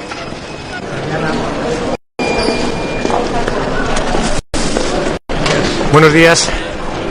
Europa tiene que despertar en este momento en el que está en juego en muchos escenarios en el mundo nuestros intereses, el bienestar de nuestros ciudadanos, pero también nuestros valores, lo que somos en el mundo y lo que nos ha garantizado, los valores que nos han garantizado décadas de paz y de prosperidad. Y la voz de Europa en estos momentos tiene que ser una voz independiente, soberana, una voz que introduzca razón, diplomacia, diálogo y negociación allí donde otros buscan guerra y confrontación. Tenemos en estos momentos escenarios donde además las guerras se conectan. Vemos el levantamiento de sanciones en Ucrania, que no es el momento de relajar la presión sobre Rusia, armamentos que se usan en una guerra y que pasan a otras, posibles desplazamientos de población de unos escenarios a otros y de unas regiones a otras. Por todo ello, la diplomacia europea y la voz de la diplomacia europea tiene que oírse con fuerza. En estos momentos, en Líbano, tenemos una situación que es una vergüenza para la humanidad. Casi 1 millón de desplazados, el riesgo de una invasión terrestre por parte de Israel en un país soberano, y eso sería un enorme error. Tenemos ataques sobre una fuerza de Naciones Unidas, una fuerza de paz en la que hay un contingente español importante como es FINUL, y una violación sistemática del derecho internacional humanitario. Tenemos en Gaza y en Cisjordania un olvido en estos momentos por parte de la comunidad internacional, porque la guerra en Oriente Medio se extiende por todos los lados. La fase 2 para Gaza no termina de arrancar, no hay perspectivas para el futuro de Gaza, la ayuda humanitaria no entra. En Cisjordania la extensión de los asentamientos y de los colonos violentos no se paraliza en ningún momento. Europa tiene que ser quien alce esa voz y quien señale el camino, un camino que tiene que llevar a la coexistencia pacífica, a garantizar nuestros valores y sobre todo a garantizar el bienestar de los ciudadanos europeos, que en estos momentos se ve amenazado por el incremento de los precios energéticos y también por un posible desplazamiento de refugiados y de desplazados internos desde distintos puntos de Oriente Medio. Eso es lo que hoy trasladaré claramente en este Consejo de Asuntos Exteriores, donde vamos a tratar extensamente la situación en Oriente Medio y también nuestra relación con la vecindad sur, que España, por supuesto, empuja, lidera y que conoce perfectamente. También trasladaré el apoyo que tenemos que dar a Ucrania en estos momentos tan difíciles. Y tenemos que ser coherentes. Los europeos tenemos que decir lo mismo, como hace España, como hace la política exterior de España en Ucrania y en Oriente Medio. Tenemos que ser capaces de defender los mismos valores y el mismo derecho internacional humanitario cuando se trata de los civiles ucranianos, de los civiles gazatíes o de los civiles libaneses. Al final hay un fondo común de dignidad y de humanidad a todos, que es lo que nos une. Y ahí Europa tiene que ser el baluarte. Y finalmente, Europa, y hemos tenido un desayuno donde hemos hablado sobre seguridad europea, Europa tiene que dar un salto de soberanía. Tiene que dar un salto en su seguridad, por supuesto, y hablar de una defensa común, con una única voz, para no verse arrastrada a otros escenarios y guerras en las que no hemos sido ni consultados ni informados. Tenemos también que avanzar en soberanía digital, en soberanía económica. Todo ello es parte de garantizar no solo nuestros valores, sino sobre todo y ante todo el bienestar de nuestros ciudadanos. Y por último, también quiero anunciarles que España va a presentar la candidatura de Luis Planas a la Dirección General de la FAO. Es un proceso largo, todavía queda bastante, la decisión se tomará durante el verano de 2027. Es una candidatura española, pero que tiene vocación europea y que es también un reflejo de la creencia que tiene España en el multilateralismo y en las Naciones Unidas en momentos en los que la seguridad alimentaria es algo absolutamente fundamental. Ministro, ¿usted tiene claro lo que hay que responderle a Donald Trump cuando exige que buques militares europeos vayan al estrecho de Hormuz? La posición de España es muy clara y de la política exterior española. Y Europa tiene también que hablar con esa voz. Tiene que ser la de la desescalada, la del diálogo y la diplomacia, la de la vuelta a las mesas de negociación. La solución puramente militar nunca trae democracia, ni estabilidad, ni prosperidad económica. Esa es la posición que tiene que tener la Unión Europea y, desde luego, esa es la posición de la política exterior de España. ¿España está proclive a modificar el mandato de la operación Aspides y en ese caso España estaría dispuesta a enviar barcos en el marco de esa operación al estrecho de Hormuz? El mandato de Aspides creemos que es el mandato correcto y que está cumpliendo perfectamente sus funciones en este momento. Ministro, entonces entiendo que descartamos participar en cualquier misión de Unión Europea o de Naciones Unidas que se pueda lanzar para proteger los barcos del estrecho de Hormuz. ¿España no está en esto? España lo que está es en la desescalada. No hay que hacer nada que añada todavía más tensión, más escalada. Lo que hay que hacer es que cesen los bombardeos, que cesen los lanzamientos de misiles sobre todos los países de Oriente Medio y que volvamos a la mesa de negociación. La solución puramente militar nunca es realmente una solución. Pero la alta representante ha subrayado el problema que supone para Europa no solamente el problema del gas y el petróleo, sino también el movimiento de materias primas, que ya ha hablado sobre el asunto con el secretario general, bajo el paraguas de la misión Aspides. De nuevo, ese debe ser el instrumento para España. Una modificación del mandato e incluso un papel más activo de España en ese... Dos cosas al respecto. Evidentemente, la situación del estrecho de Hormuz es algo tremendamente preocupante para los europeos y, desde luego, para el bienestar de los europeos. Y coincido totalmente, no solamente por la situación energética, sino también porque es un punto fundamental para el paso de muchas mercancías. Nuevamente, esta es una guerra que afecta sobre todo a los ciudadanos europeos y que le puede afectar mucho más. Ya lo estamos viendo en el precio de la gasolina, pero si hay un movimiento de refugiados desde Irán o desde Líbano, también vamos a ser los europeos los primeros que vamos a recibir esa situación humana y humanitaria.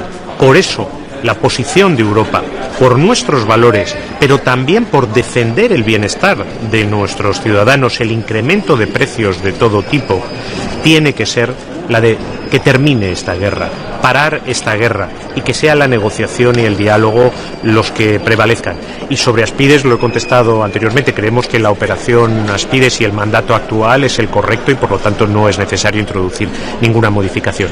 Ministro, ¿vería bien entonces hacerlo en el marco de la ONU, como ha propuesto también la alta representante? Hablar con el secretario general de la ONU, Guterres, y bueno, se planteaba la opción de hacer una cosa parecida a lo que se hizo en Ucrania para liberar el tránsito de trigo. No sé si lo vería eso bien.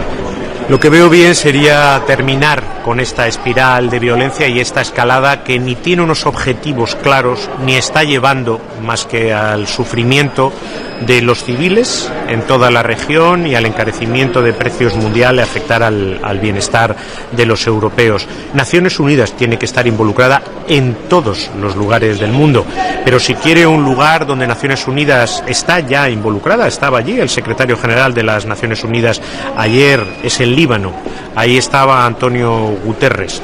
Ese es uno de los escenarios donde hay que escuchar a Naciones Unidas y desde luego no es disparando sobre una fuerza de Naciones Unidas como es FINUL que se apoya en las Naciones Unidas. Ministro, hablaba de la necesidad de defender el derecho internacional tanto en Ucrania como Gaza como en Oriente Próximo.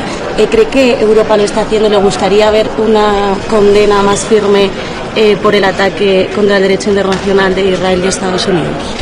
Me gustaría una voz más fuerte de Europa, sí, sin duda alguna, en defensa del derecho internacional, de los civiles que necesitan protección, del derecho internacional humanitario, una voz más fuerte europea hablando sobre la situación en Gaza, la necesidad de que la ayuda humanitaria entre masivamente por fin, de una vez, que las ONGs europeas puedan actuar en defensa de UNRWA, señalando claramente lo inaceptable de la violencia de los colonos y la extensión de los asentamientos en Cisjordania, rechazando con firmeza una invasión terrestre del Líbano, protegiendo a los civiles. Sí, por supuesto, sin duda alguna me gustaría ver una voz más clara y más fuerte de la Unión Europea. España lo hace.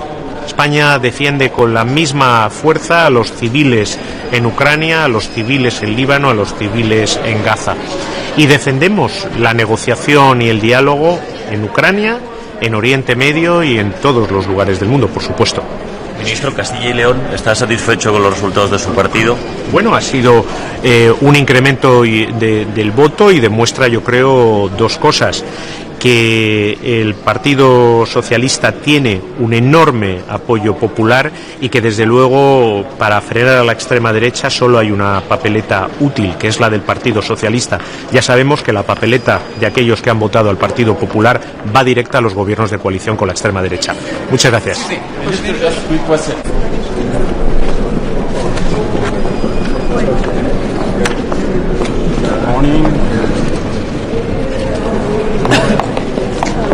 Good morning. Great to be here this morning, coordinating with closest partners, colleagues and allies on how to, act in this situation where, again, world peace seems to be a little bit further away than everybody of us would be hoping for. Now, Russia's war of aggression is, again, the main topic. It is the biggest theatre of active war, and in our immediate vicinity. We need to take into consideration also, now that we are working on a new European security strategy, that unfortunately it seems that the threat that Russia is posing towards us, towards the free world, is not going anywhere. Unfortunately, the attacks on civilians have been going on by Russia again during this weekend, and certainly this is crime against humanity, which we should be very closely together in cooperation and in coordination defending against. Now, also, the Iran war is escalating. We have our strongest sympathy with the Gulf countries and have expressed it also in our extraordinary meeting a couple of days ago. It has to be the main goal for all of us that the parties return to the negotiation table. Iran obviously should not retain a nuclear weapon and should refrain from attacking its neighboring countries, and full freedom and citizen rights to its own people. And finally, we will be also discussing the European southern neighborhood. It is important that we as Europe keep the 360-degree approach, but at the same time prioritize our efforts. Thank you so much. Trump and Merkel said that they would like more action from NATO regarding the Strait of Hormuz. Do you support that idea? The North Atlantic Treaty Organization, as the name said and says, is first and foremost in place in order to secure against imminent threats against the North Atlantic environment. Now, the main threat to NATO is obviously Russia. At the same time, having said this, obviously everything that is happening also in the Middle East is affecting us as well through the world economy, through everything that is going on through the escalation at the moment. So certainly as NATO and as individual countries, we will be looking at different capabilities which we can perhaps employ towards securing the freedom of navigation, which is so important again to the entire world. But at the same time, I have to say from the Finnish perspective, we are securing 1,340 kilometers of border against Russia. Also, we very highly depend on the traffic of the Baltic Sea. So that is where most of our capabilities are employed now and will also be in the future. And as already pointed out, the main focus for Europe is and will remain the defense of Ukraine as well, and that is certainly which also requires a lot from all of us. Minister, has concerned capabilities in mine detecting.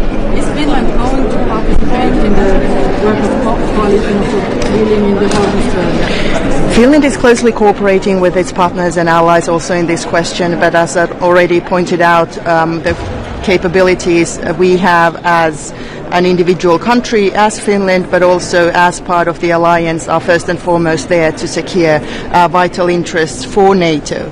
And as already pointed out, we are already securing quite a long border against Russia, who is the main threat to NATO, and at the same time we also crucially depend on the sea traffic in the Baltic Sea, which has unfortunately also been contested increasingly over the course of the past months and years. So we will closely coordinate with partners and allies, but at this stage it's not our first priority. Minister, today your colleagues from Germany and France will inform you about last developments in Georgia. And the second question also I want to ask you, how do you estimate OSCE's report under Moscow mechanism, because Georgia has been accusing this organization that there is false information in this report?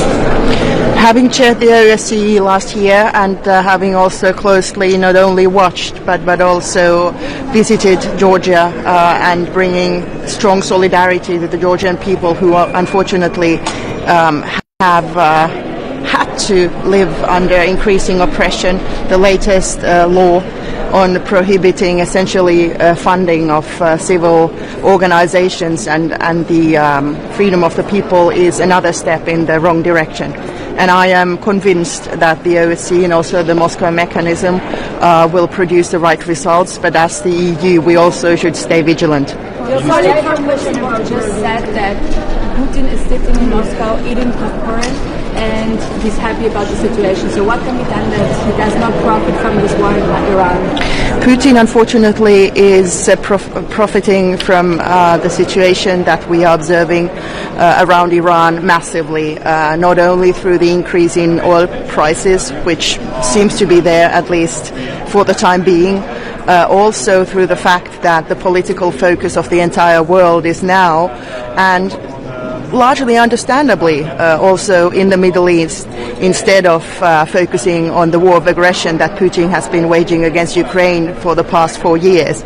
Now, also how Putin probably is benefiting from this is that, of course, this massive escalation in the Middle East will also demand a lot of equipment for the defense of the individual countries, and especially in air defense. And this obviously is bad news for Ukraine, who has had to defend itself for so long already, and where Russia is specifically targeting civilians. So we have been discussing this already this morning and will continue doing that. And again, utmost priority at this moment is to focus on the war that Russia is waging against Ukraine, our continued support for Ukraine, and also our continued efforts to restrain the use of the Russian war machine through economic sanctions. And what we have been calling for, and this is the Finnish position, is that we should introduce a full maritime services ban against Russian essentially oil and gas produce, because we already see that the economy over there is crumbling. So now is really the time to put an end to this aggression. Minister, would Finland be ready to support the expansion of the mandate of the Aspides operation? Finland is already participating in the Aspides operation through officers, and we are of course looking again in close coordination with our partners and allies whether this operation should be extended for the immediate needs now for securing maritime passage through the Strait of Hormuz. But we are still in the phase where we are looking at this, at the demands and also at the joint capabilities we have and what can be potentially be sent over. Again, we unfortunately have a hot war waging in Europe too, and that is certainly our first priority. Thank you so much.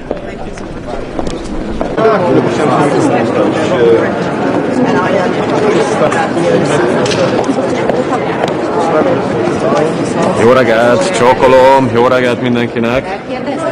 Igen, mindig lehet.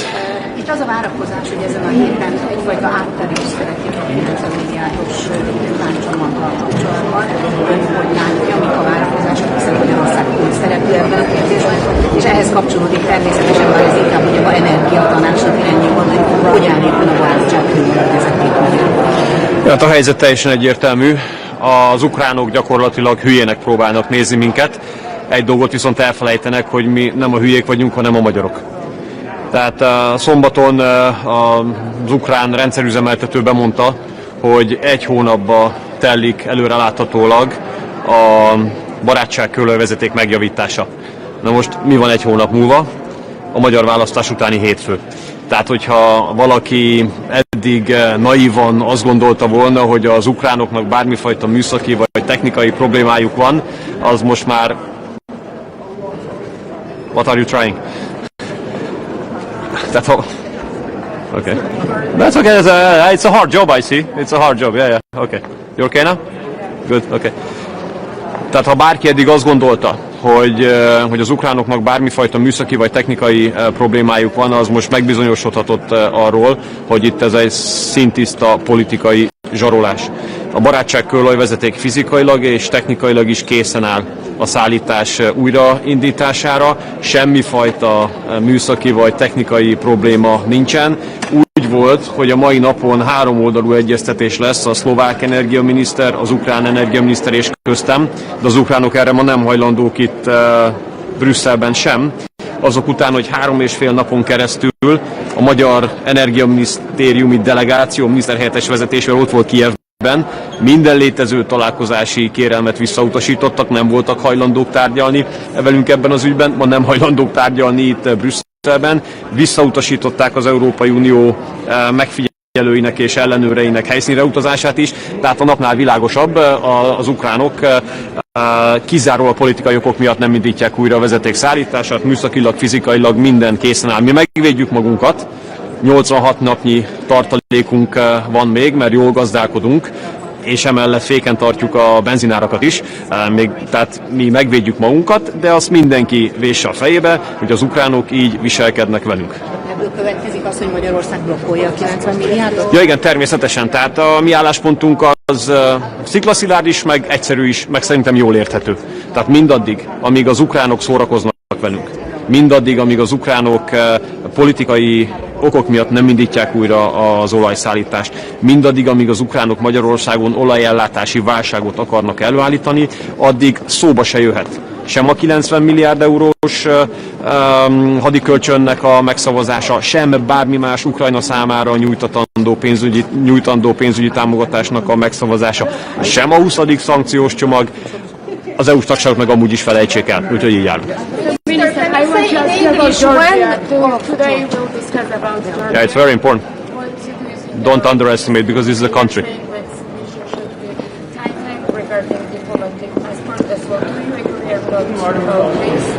We absolutely reject and condemn this decision of the European Union. This is insane. That in case a patriotic party wins elections, then the European Union considers democracy in danger.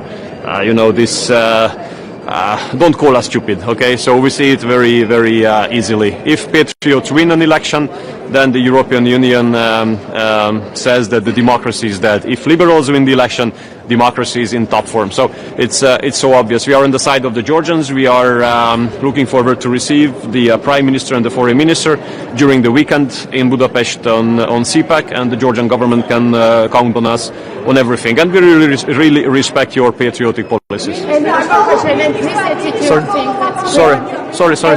Do you think this attitude prevents relations from being over sanctions, talking about sanctions? Well, I can tell you that overall the sanction policy of the European Union is a big failure.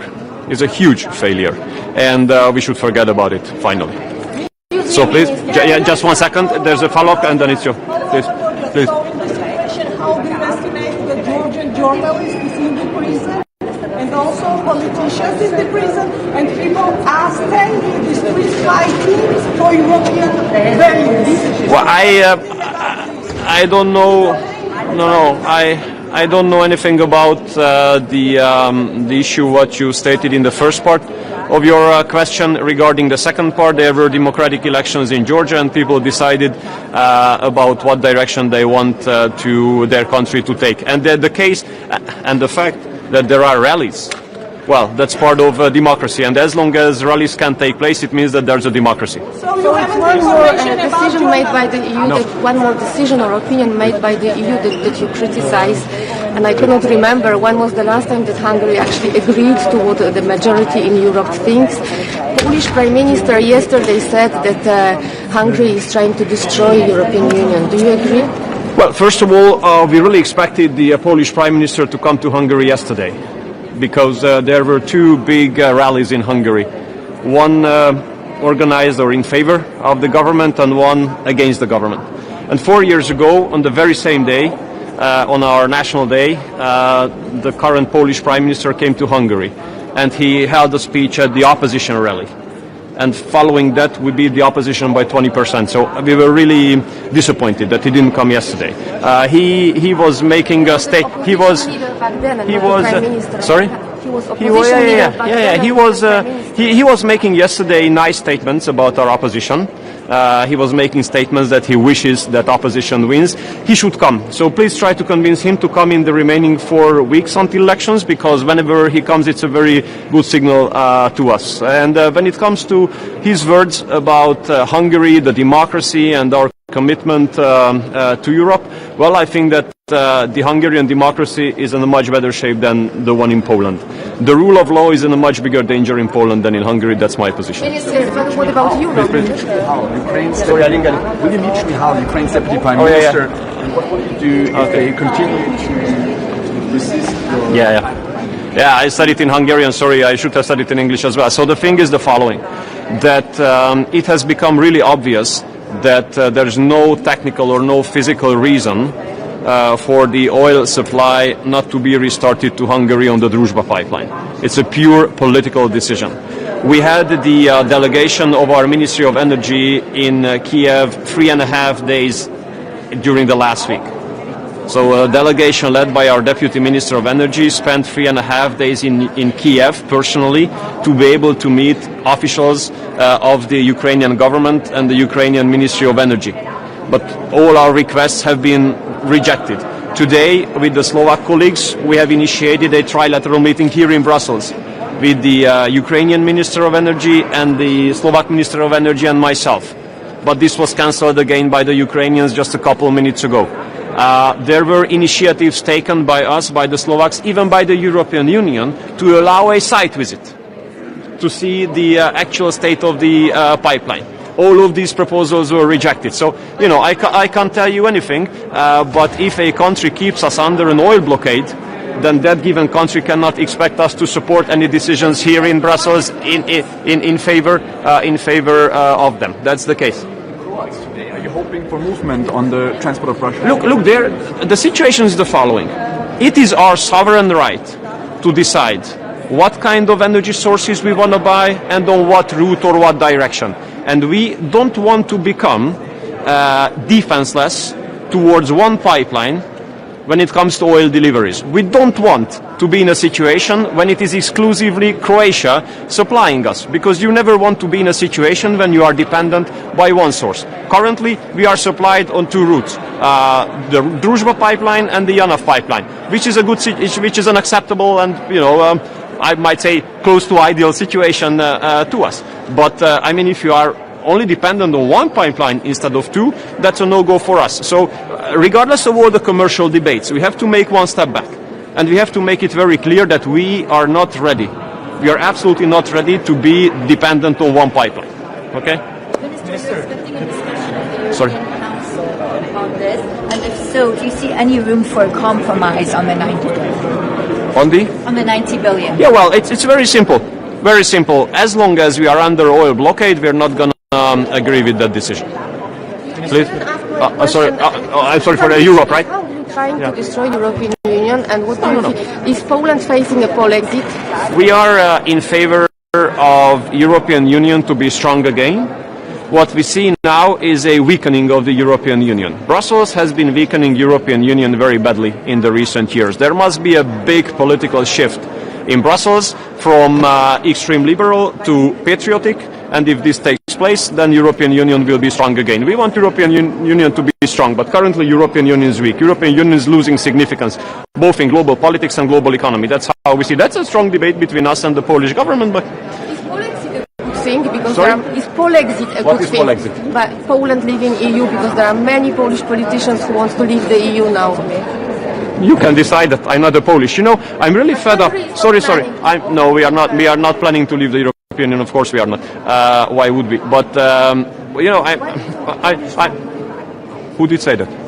There are many politicians in Poland who want to. The thing is that I'm Hungarian, and it's well above my payroll to make comments on.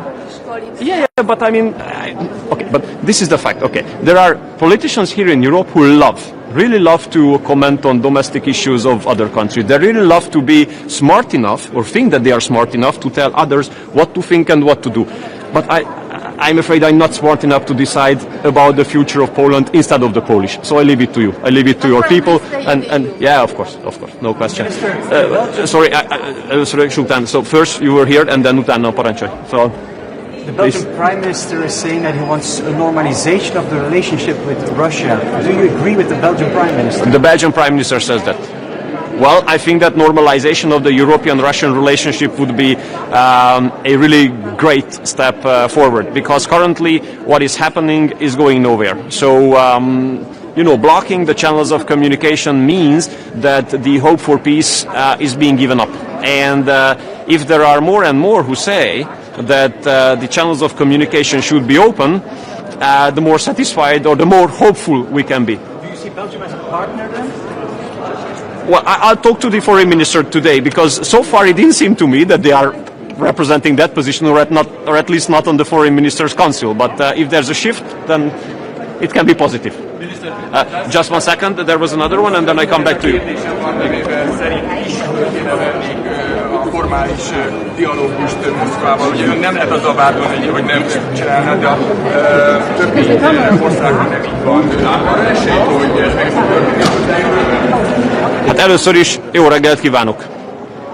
4 éve mondjuk ezt, hogy ha a kommunikációs csatornákat elzárjuk, hogyha nincsen diplomáciai kapcsolattartás, akkor a háború befejezésének a reményét adjuk fel.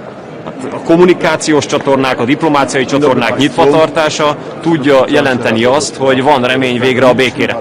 Úgyhogy hát ha most vissza tudna térni a józan észhez, az európai mainstream az remek lenne. Yes. I come closer because then I don't disturb. Russia is supporting Ukraine. Sorry? Russia is supporting Iran. And Ukraine asked to support the Gulf countries and the region with the drone. Russia is getting benefits from the oil prices. How you see this Iran conflict changing the dynamics concerning the relationship with Russia, taking into consideration what our colleagues said? Okay. Some countries start to ask for normalization. Yeah. So my position is the following: the war around Iran and the war in the let's say Gulf region poses a huge challenge of global crisis of oil supplies. And in this regard, I think the best move is what the Americans have made to lift the sanctions on oil deliveries regarding Russia. Because if you look at the issue from European perspective, two major oil sources, the Arab world and Russia, are being blocked from Europe. And this means that Europe will suffer huge losses, and will be faced with terrible economic challenges unless the quantity of oil flowing to the European continent can be increased. And we don't have any influence on what is going on in the Gulf area, but we have an influence on whether the Russian oil can return to Europe, because this is just our decision. I mean, Brussels' decision. So that's why we think that the best decision would be to lift the sanctions on the Russian energy sources, let Russian oil come back to Europe. With this, we can moderate the price, and with this, we can avoid a risk or a crisis of the security of supply. So you welcome the Belgian Prime Minister's words? Again? Well, I'm sorry, I would be happy to welcome it if I had read it or read those. I did not read those, so I just know his words through your interpretation. But if he thinks that the channels of communication with Russia should be open, if relationship with Russia should be normalized, if he said that, then I agree. Then Belgium is a partner of Hungary. That's what I can tell you. Well, you can paraphrase it in any other way. We don't let ourselves be influenced by the Belgians or by anyone else. We have our position. Our position is that the channels of communication and the diplomatic channels must be open with Russia. We have to negotiate with Russia because the policy or the political strategy so far by the European Union has failed. So we have to make a turnaround or a change, a shift. And with this, I think that if the Belgian Prime Minister would like... I now give the floor to the distinguished representative of Yemen. شكرا السيد نائب الرئيس. اطلع وفد بلادي باهتمام بالغ على تقرير المقرر الخاص وتقرير لجنة تقصي الحقائق الدولية حول وضع حقوق الإنسان في الجمهورية الإسلامية الإيرانية وما تضمناه من انتهاكات ممنهجة وموثقة لحقوق الإنسان. وفي هذا السياق نؤكد أن إيران تمارس منذ عقود تدخلات خطيرة ومرفوضة في شؤون اليمن من خلال دعم ميليشيات الحوثي الانقلابية الإرهابية بأسلحة نوعية وخبراء في التسليح والقمع، وتشجيعها لاستنساخ الانتهاكات الخطيرة ضد المدنيين والصحفيين والمدافعين عن حقوق الإنسان والنساء والأطفال، بما في ذلك الاعتقال التعسفي والتعذيب والإخفاء القسري والقتل خارج القانون، ناهيك عن الاعتداء على الموظفين الأمميين وتهديد دول الجوار والملاحة الدولية. ونسجل هنا إدانتنا الشديدة للاعتداءات الإيرانية المتكررة وغير المبررة على الدول الخليجية والعربية الشقيقة، واستهدافها للمنشآت المدنية والبنى التحتية الحيوية، ومحاولة جر المنطقة إلى حرب بيئية شاملة. وختاما نؤكد على أن المجتمع الدولي مطالب بالتحرك الفوري لفرض احترام القانون الدولي واحترام سيادة الدول وحماية شعوب المنطقة من تفاقم العنف. وشكرا.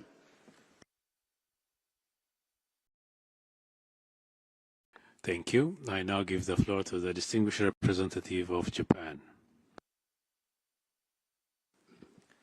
Thank you, Mr. Vice President. I thank the Special Rapporteur on the FFM for the continued efforts to address the situation. The peace and stability of the Middle East is of utmost importance to Japan.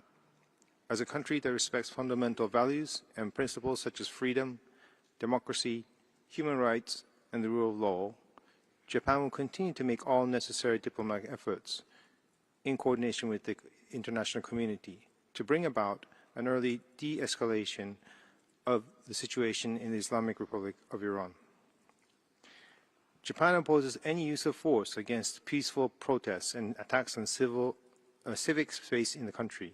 We urge Iran to uphold the human rights of all individuals, in particular the right to freedom of expression, including freedom to seek, receive, and impart information, and the right to freedom of peaceful assembly and association without fear of reprisal or intimidation. Japan remains open to dialogue with Iran to further exchange views on efforts to improve its human rights situations, including through a bilateral human rights dialogue. I thank you, Mr. President. Thank you. I now give the floor to the distinguished representative of Austria.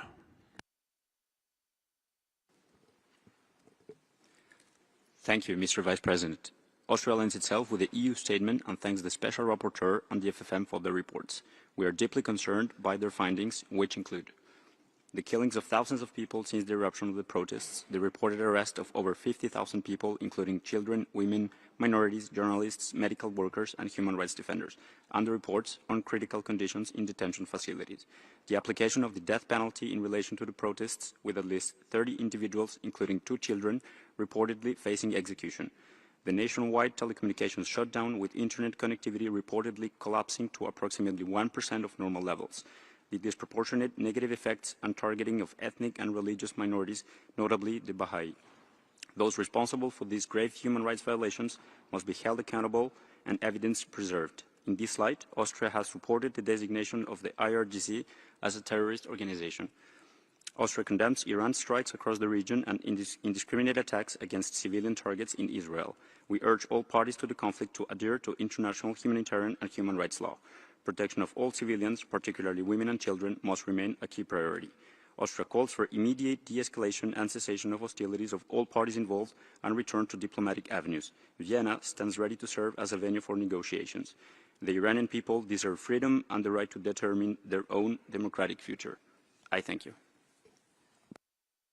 Thank you. I give the floor to the distinguished representative of Oman. شكرا السيد نائب الرئيس.